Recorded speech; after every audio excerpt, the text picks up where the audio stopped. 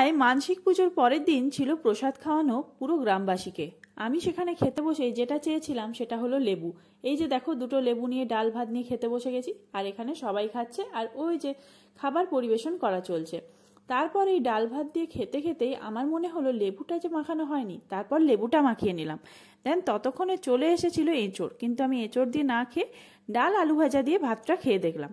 তারপর আবার বেশ খানিকটা ভাত দিয়ে গেছিলো, আমি বলেছিলাম না আর ভাত দিতে হবে না, বাট তারপর দেখলাম আরও কিছুটা ভাত দিয়ে দিল।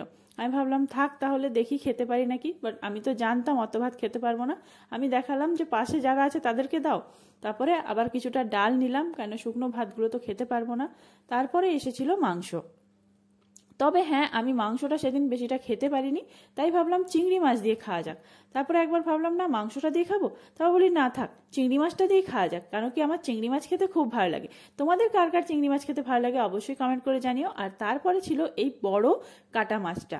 কাটাপোনা খেতে তো খুবই ভালো লাগে, তবে বিয়ে বাড়ি বা অন্য কোনো অনুষ্ঠান বাড়িতে যদি কাটাপোনা মাছ হয় সেটা আরও বেশি টেস্টি লাগে, কেন বড় মাছের কাটা পিস। তারপরে মাছ দিয়ে মাখিয়ে ভাতটা খেয়েছিলাম, আর সেরকম কিছু আমি আর খাইনি। তারপরে দই, মিষ্টি, পাঁপড়, চাটনি এই সমস্ত এসে গেছিলো। ভিডিওটা কেমন লাগলো অবশ্যই কমেন্ট করে জানিও। টাটা।